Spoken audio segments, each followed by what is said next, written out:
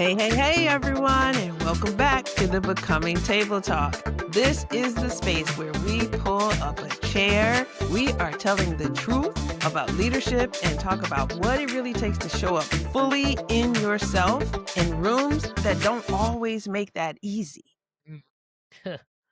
Hello, everyone. I'm Sean, a recreation therapist who cares a whole lot about how your body carries leadership. I help women build strength, regulation, and grounded confidence so they're not just present in the room, but they are rooted there. I Pick like that. that. Catch that. Hello, everyone. I serve as an executive assistant, and I live in the world of calendars, emails, but my heart is for helping leaders protect their time, protect their peace, and their structure, and help their structure work in a way that honors who they are. And I'm Crystal. I'm an occupational therapist and a creative strategist. I love help women design careers that kind of fit. It kind of works with what that matches their values, your rhythms, and then it impacts what you really want to do. And I'm Dr. Larissa, therapist, leadership coach, and co-founder of Sisters in Healing. So look, we built this table for all the BIPOC women in the helping professions who are ready and really desiring to advance and lead with confidence and to stop carrying this emotional load in silence. So if you've ever walked out of a meeting thinking, you know what? I don't think they really heard me. This one is for you. So let's get into it. So, what is the problem behind not being heard? Today, we are talking about voice, not just using your voice like the poster version. It's important to use your voice, but instead, it is the lived version, the interruptions, the moments when you say something and then nobody says anything. It's crickets. And then 10 minutes later, old girl down 2 seats, then repeats it, and suddenly it's brilliant, right? And then the way your firm clarity then gets called, ooh, she's aggressive. While someone else's is, wow, she's powerful. She's so passionate. So look, for BIPOC women, this isn't hypothetical. Let me tell you, this is a Tuesday. Hello. Even a Wednesday, then Thursday. Did I say Friday? Oh, and then it repeats back on Monday. So in this episode, we're going to walk through 4 big pieces. Number 1, speaking with authority without apologizing. Number 2, reclaiming your ideas when they miraculously get recycled. Number 3, navigating the tone policing, double standard.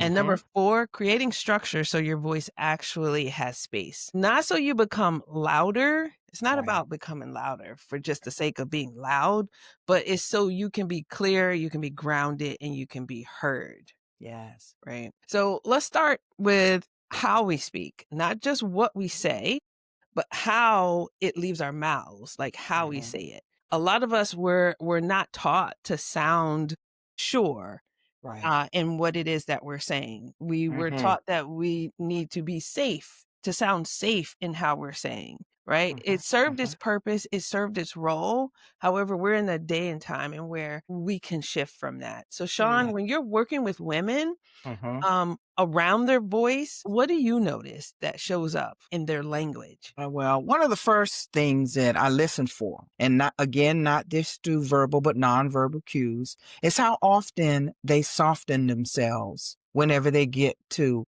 an actual point. I try to get them there to that actual point of being heard. It sounds like, I just wanted to say, this might not make sense, but I don't know if this is important.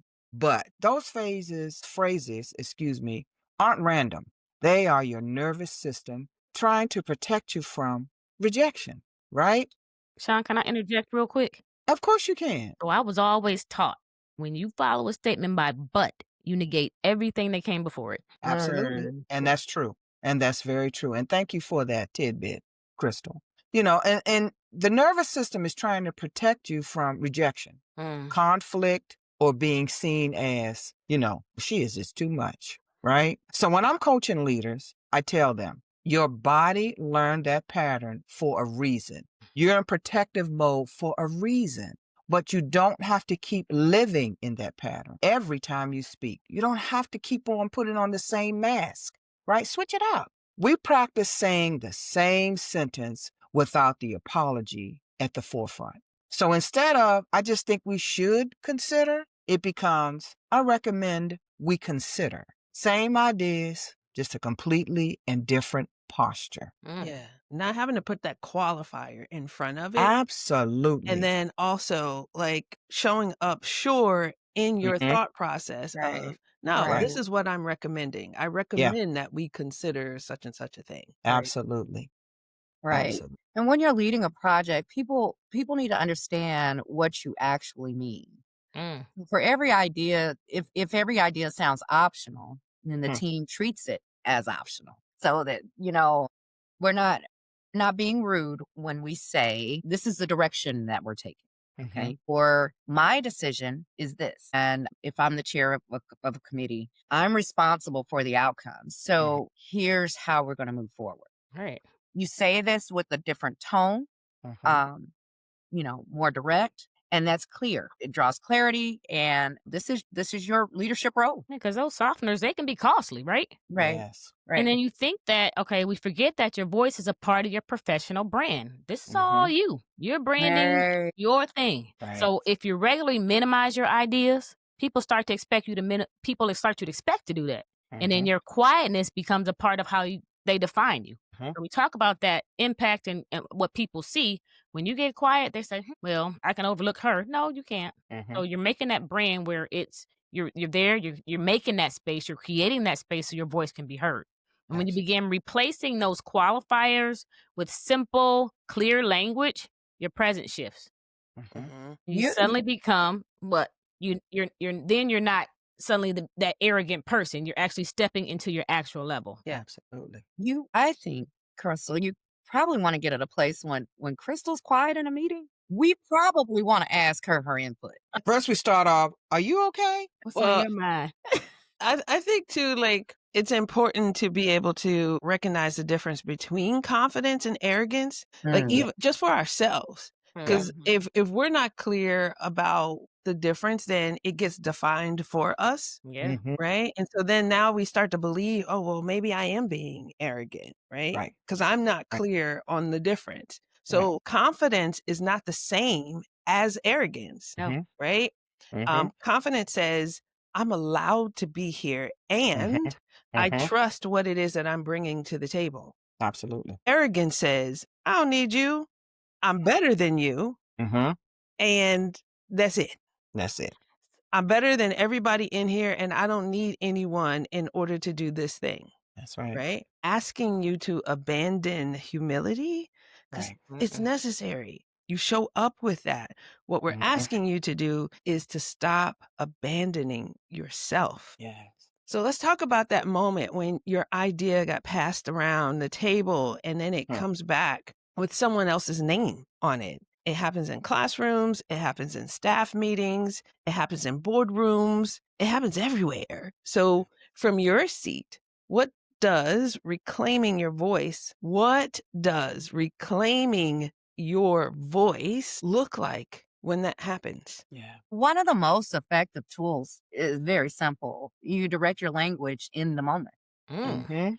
So if Mhm. someone restates your idea and suddenly the room lights up as though you didn't say it 5 minutes ago, just simply say, I'm glad we're all aligned. I'm glad we're Mhm. landing on the same topic, the same solution. That is the same direction I suggested 5 minutes ago, Mhm. Clara. Mhm. But I'm glad that we're all here now. I'd Mhm. love to build on it further. Mhm. You're not attacking. Well, Mhm. maybe you were, you know, it wasn't a microaggression. Mhm. But you're anchoring it though. You're saying, "Hey, Mhm. let the record show," without Mhm. saying, "Let the record show." Right. Mhm. I just thought of this 5 minutes ago. Mhm. You know. Right. Mhm. So, Clara, thank you for highlighting that. I appreciate Mhm. that. Mhm. I like the way you said it. So getting back to what I said 5 minutes ago, because at that point you've already thought 3 steps ahead. Yes. And then from the system standpoint, you back up what you mean in writing. So Mhm. after the minute meeting, go back to your notes, highlight it, put it in writing that Mhm. you came up with that idea.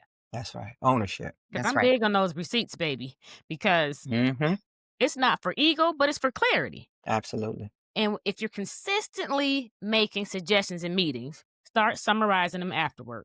So, per our Mm-hmm. conversation today, here are the 3 recommendations I shared and the next steps that I'll take. Mm-hmm. So, you're creating that space for your voice to be heard. That's not arrogance, that's confidence. So, when you're creating or making that space, that's confidence. And when you're just taking up space just to hear yourself, that's arrogance. So, Mm-hmm. the way that even if someone tries to repackage your idea later, the record shows where it started with you. You put that name on it. Absolutely. Ownership. Mhm. And emotionally, it takes internalization for that pattern as my voice doesn't matter. Am I speaking and no one's listening? You have to remind women, at least I try to with my ladies, is that your voice matters, even if the room is slow to honor it. Let me say that one more time. Your voice matters, even if the room is slow to honor it.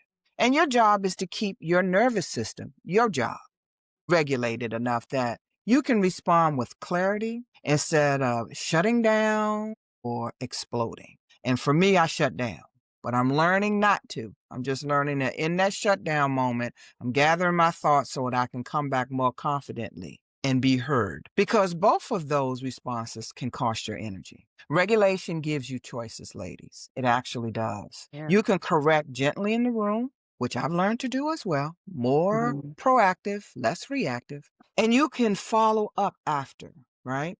You can have a separate conversation with that coworker. Don't have to, you don't have to take it to the street in the meeting, just kind of like pull them aside, do that one-on-one so that you're both on the same page. And when your body is less flooded with these emotions and all these triggers and distorted thoughts, your voice does get sharp. Mhm. Right. Yeah. I'm curious to know I'm sorry. You're right. Your Yeah. voice gets sharper. Let me tell you what just happened. I was taking in what everyone was saying, Right. Mhm. and it was making me think about, like you need to clarify, like in the moment when your idea or what it is that you're presenting somehow shifts to somebody else's idea. And Yeah. then this idea of coming back and then following up with that in writing, whether it's in an email or a meeting notes, minutes, or whatever, because this will show up later. Mhm. Yep.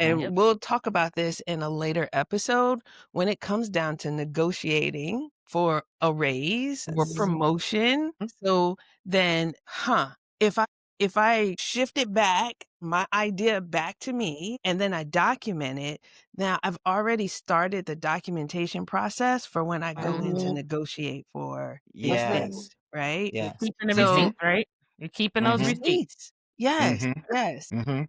Yeah. So it's not just about fighting for scraps or Nope. validation, right? No. It really is about being in the right relationship with your own contribution. It's How about Yeah. that? yours. That's right. It That's is right. your contribution and it should remain with you. And Mhm. you are allowed to say that came from me, Exactly. Exactly. right? That's But your you So root. it's you about have that to do ownership, it in right? the moment. You have to own it in the moment, You do. You because Mhm. do. otherwise, and this is where this takes confidence to do. Mhm. Yes, absolutely. And like Mhm. if you're hearing this for the first time, like try it out. And sometimes it doesn't work out so well the first go round, Right? Mhm. but that's okay because now, like we talked about before, awareness. Now you're Mhm. aware, you're Mhm. sensing, you're feeling what that feels like. You become aware of your nervous system, how that's showing up, right? Mhm. And Mhm. then you Mhm. go back and then you try it again. Right. Yeah, because 'cause So, they'll be in the meeting and they'll say, "Latrice spoke up. Mhm. Did she yeah, actually speak up? yeah, yeah. Uh-oh. Oh, So Mhm. now let's just talk about like navigating this tone policing and the double standards of that, Yeah. right? So we're going to go there because this can be a little sticky Yeah. in talking about, but we're going to go there because we've Yeah. all getting seen into it. it today. Yeah. We Into it get, like, today. what do we say we do when we come We to get the table? Spill that tea. We get honest, right? we getting Mhm. And into it. Mhm. we've Yeah. all seen it where Yes. he raises his voice and now he is passionate. Yeah. You raise yours Mm-mm. she's angry. Mhm. Aggressive. He's assertive. You're intimidating, Mhm. right? Mm. Tone policing is so real. And we would say, this is a Tuesday, Yes. it's a Wednesday, or when Yeah. this drops, it's a Friday, right? Yes. So how do we navigate that without shrinking ourselves down to nothing? Right. Well, the first thing I suggest to the ladies and to myself is that, it is not in your head. You're not imagining this. You know what I'm saying? You're not dreaming. It's happening. It's Right. happening.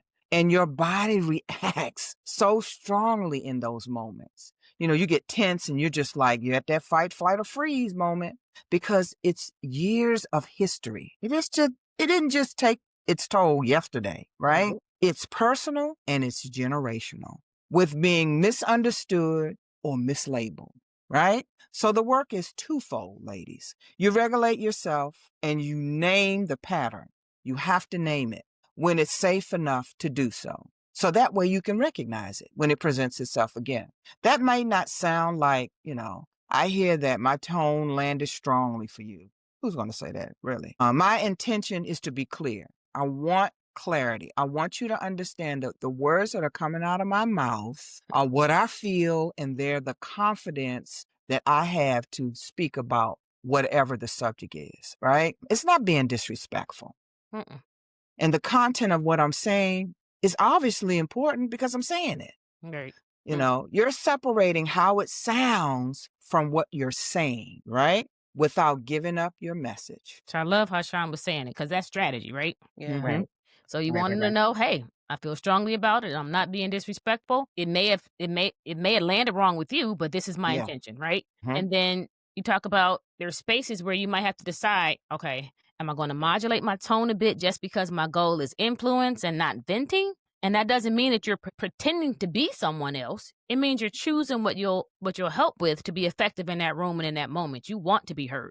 You Yeah. don't want it to be like, oh, here she goes again. Nope. Mhm. Mhm. My voice is valuable and you're going to listen to it. And that's what we're going with. And other times you need to decide, okay, no, am I bringing my full self here? If my directness makes you uncomfortable, that Mhm. discomfort is your work. That's So it. both of those choices can be powerful as long Mhm. as you're the one choosing. Don't let them Mhm. choose who you're going to be in that moment. Exactly.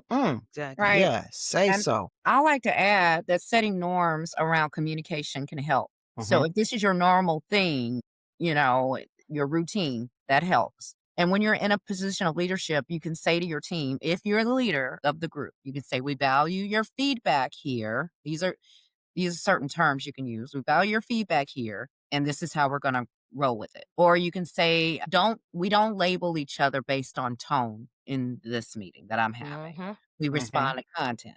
Mhm. Mhm. So when that person is just having an outburst or what have you, and you kind of want to redirect, you just got to redirect. And remember that we set the tone.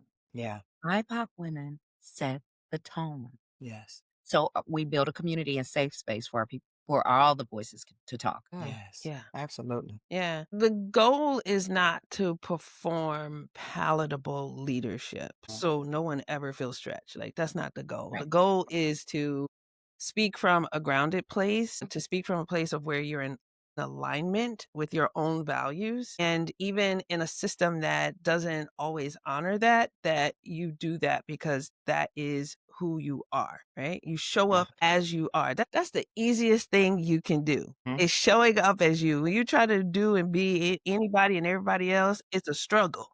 You're on the struggle bus on a Show up daily. as you are. So Yes. let's talk about structure, because voice is not just about individuals, also organizational, right? Yeah. How Yeah. do we create space for our voices instead of just waiting to be called on? I'm going to insert myself. From an operation standpoint, you teach people how to engage with you. Mhm. Okay. So Say you what? set that tone. You Mhm. can say in one-on-ones or team settings, we're in meetings. We want to make sure that my perspective is heard on X, Y, and Z topics. I'll be weighing in on these decisions, and then Mhm. you can weigh in on those decisions. So Mhm.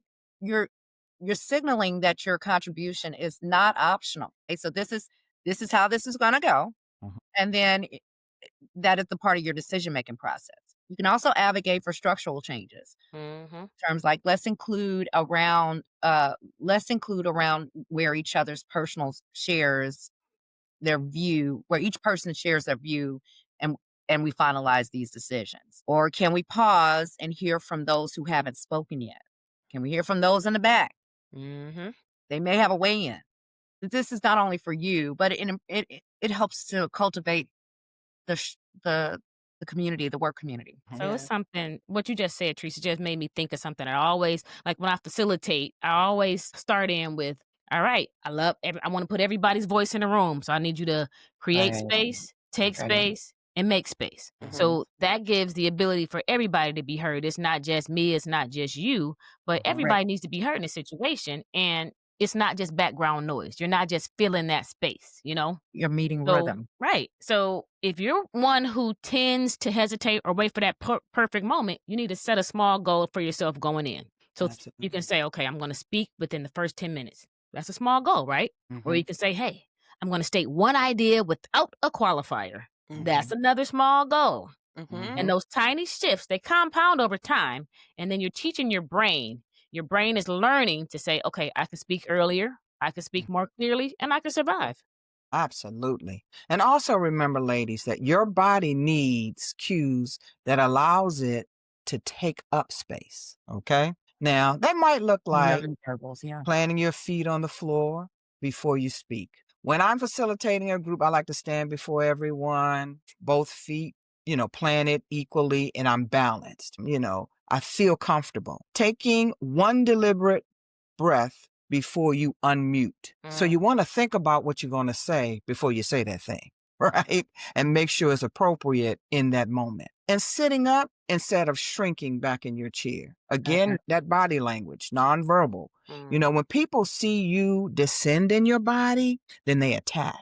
But when you stand, with your posture ready and confident, they are not ready for that battle, let me tell you. You are telling your nervous system also, we are safe. We are safe enough to be present. Be present. And that physical grounding supports the words that follow. Yeah. And taking that breath is so Mhm. important because that is a way of regulating your nervous system. Your breath automatically begins the calming down. Yes. So if you're nervous about speaking up, because this is not something that you're used to doing, right? So, like, this is where pre work matters, like knowing that kind of information of, like, let me breathe so I can begin this process of regulating myself and that I notice this because it's the most powerful choice. One of the most powerful choices that you could make is to email your thoughts ahead of time, Mhm. ahead of the meeting, or to just ask to present an idea as a brief agenda, like get it on the agenda that you want to bring something forward and that you want to talk about it rather than trying to, insert your thought and the Right. environment is chaotic and, Huge. and it gets Mhm. lost, Huge. right? Mhm. Mhm. So it also moves you in this of I'm not asking for permission to exist, but I am setting the conditions. I'm creating the conditions for my voice to actually be heard and for my thoughts to actually land within the group in whatever it is that we're doing. So let's just bring this all together. Just know that you're not imagining it. No matter how many times that somebody tells you that, trust yourself and believe that what I felt, what I experienced, what I saw, what I heard, that it was true. And know that like BIPOC women are interrupted more. We are questioned more. We are labeled more harshly. And yet still, your voice is not a problem Yeah. that needs to be fixed. Nope. Yeah. You don't need to be fixed. What we're doing is giving you tools so that you can speak with the authority that is needed without having to apologize for having something to say. Amen. You're supposed to. You can Right. reclaim your ideas in the moment when they start to drift away and show up with somebody else's name. You can see tone policing for what it is. It is what it is, and I can call it that. And I Right. can respond from a grounded place. Mm. You can create space for your voice also instead of Yeah. having to wait for permission to be inserted or to be a part of. Yes. Amen to that, Larissa. Your nervous system has a story about what happens when you speak up. It does. Be gentle with that story. Be very gentle with that story. but still give yourself new experiences. You know, those new experiences are that enlightenment. That's that, addendum to, your experiences of who you are and who you're evolving into. Each even one sentence spoken clearly is an act of healing. And that's all we want to do. We want to have a healing experience so that that generational baggage can start to descend and move away. Yes, and structure is your friend. Mm-hmm. I need to remember that. Structure is my friend. Use systems, documentation, and clear arrangements to back up your voice so that you're not relying on memory or the vibe in the room to prove that you contributed. And your voice is part of your legacy. That's right. The way you speak up today makes it that much easier for the woman coming after you to speak up tomorrow. That part. Yeah. So as always, we thank you for pulling up a seat and joining us at the Becoming Table Talk. This week, your reflection is, where am I shrinking my voice to keep the peace? Where am I ready to replace one apologetic phrase with one clear statement? Okay? That's it. That's all. So your seat at this table is always saved. And now we want to hear your own voice in the room too. And you know what? You can share in the comments, like, what was the experience like for you? We want to hear from you. Please do. Yeah. So until the next time, we Thanks, are ladies. all becoming together. Yes.